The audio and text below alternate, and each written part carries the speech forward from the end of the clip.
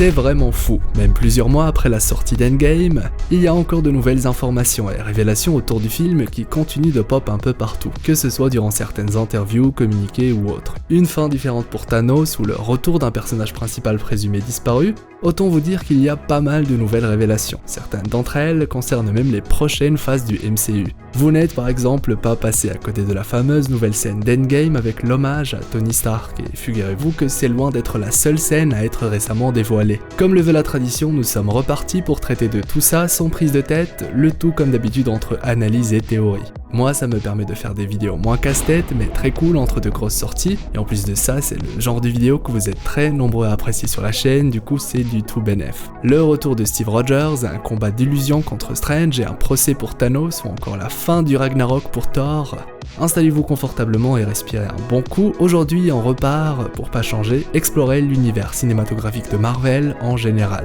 Nous aurons d'ailleurs également l'occasion de parler de certains éléments liés aux prochaines phases qui elles aussi font énormément parler d'elles en ce moment, surtout après les révélations du planning de la phase 4 et l'arrivée de nouveaux super-héros et mystères les concernant. Ceci étant dit, eh bien commençons.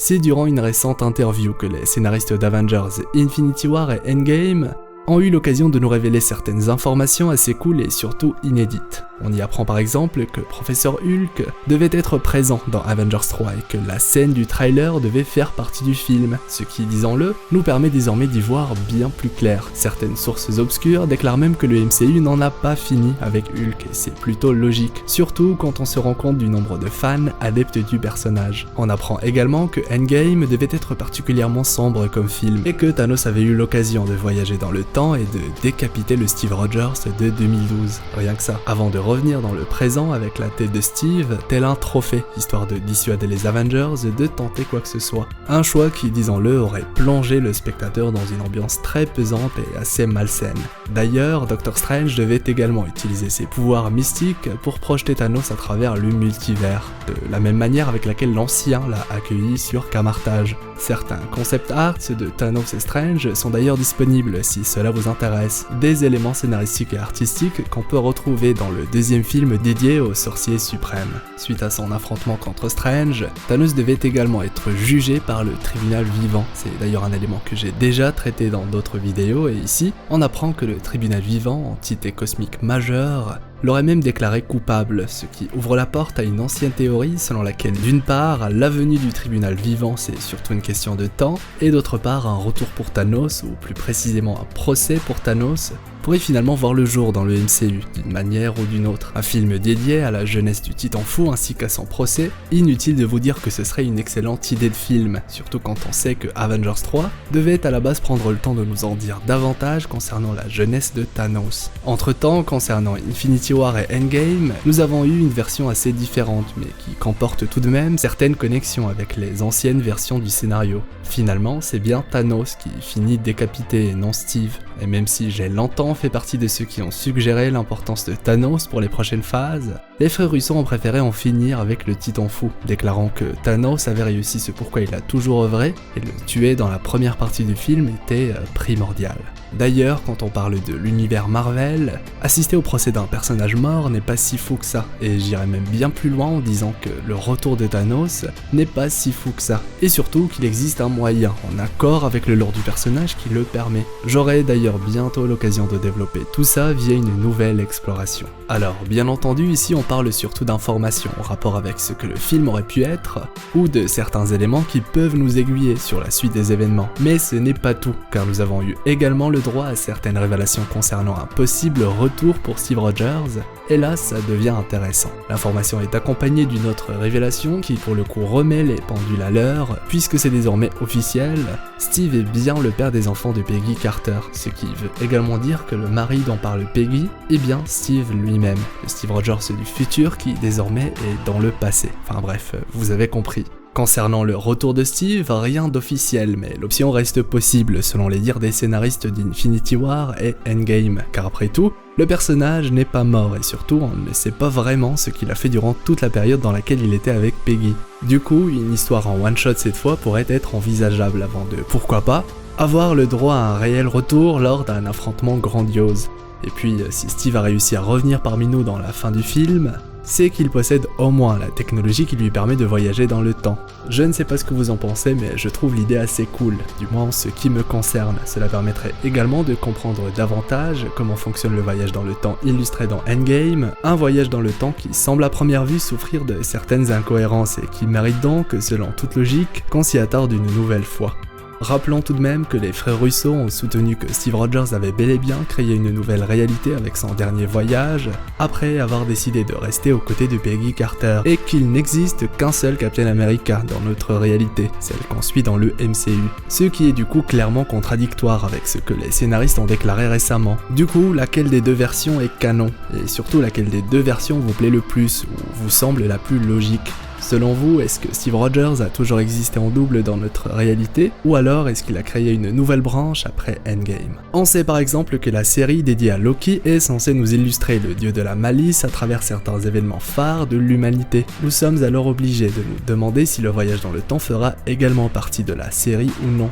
Steve est d'ailleurs censé couper toutes les branches, y compris celle dans laquelle Loki s'est emparé de la gemme de l'espace. Bref, l'hypothèse n'est selon moi pas à exclure. Une chose est sûre, Loki sera bien de retour lui, avec comme quête de faire ce qu'il sait faire de mieux, à savoir tromper et manipuler tout le monde.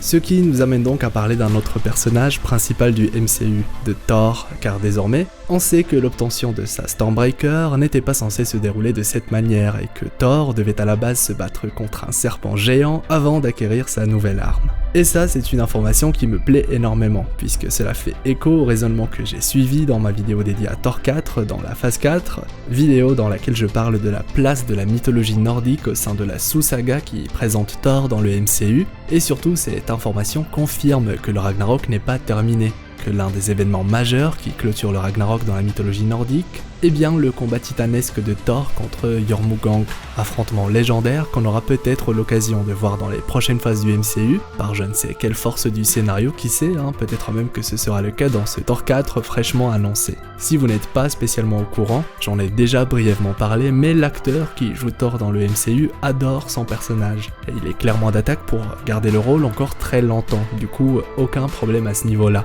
Et bien sûr, si vous avez envie d'en savoir davantage sur ce Thor 4, je vous renvoie sur la vidéo concernée.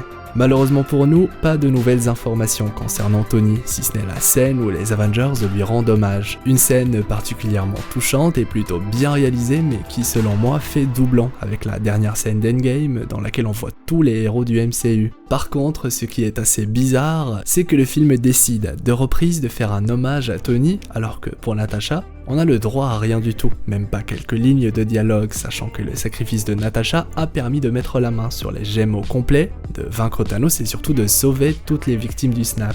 Et j'ai clairement du mal à trouver une réponse à un tel choix, alors qu'en vrai, une petite scène de quelques secondes aurait suffi, clairement. Ce qui m'amène donc à l'une de mes premières théories sur le film, celle concernant Natasha, et plus précisément son possible retour. L'idée ne plaît pas à tout le monde, mais force est de constater que c'est louche, même très très louche, surtout quand on parle d'un personnage aussi important dans le MCU.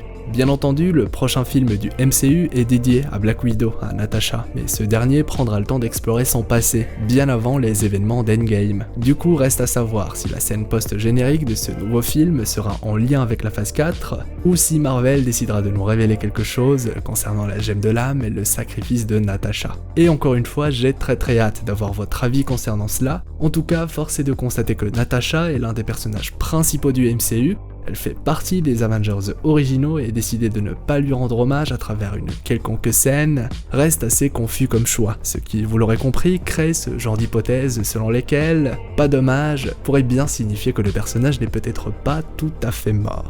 Et puis tant qu'on y est, ça vient de tomber, un nouveau leak nous parle de la présence de Galactus dans l'intrigue de la phase 5 du MCU. Oui, la phase 5 et non la 4. Il faut d'ailleurs souligner que Marvel connaît le planning des films de la phase 4 mais aussi de la 5 et probablement de la 6. Et d'après les frères Russo, il est juste un peu trop tôt pour révéler le planning de la phase 5 par exemple. Galactus est probablement le grand vilain que de nombreux fans attendent et comme Thanos, il a besoin de temps, plusieurs années, dans lesquelles certains films devront introduire petit à petit cette menace cosmique qu'il représente. Le film dédié aux Éternels pourrait d'ailleurs en parler, à travers l'introduction des Célestes et des Éternels. De toute manière, plus on avance, plus il devient facile d'introduire Galactus. Un film pour les 4 Fantastiques est par exemple officialisé, et il en est de même pour les X-Men qui vont également rejoindre le MCU sous peu. La 4e phase pourrait alors nous introduire l'aspect cosmique de l'univers Marvel, la phase 5 et la 6 pourraient alors quant à elles commencer concrètement à développer cela, notamment avec l'arrivée prochaine d'Adam Warlock via le 3e volume des Gardiens, pour ne citer que lui. Bref, réjouissez-vous fans du MCU, l'aventure n'en est qu'à son début, et on est loin, très loin d'avoir exploré tout l'univers de Marvel.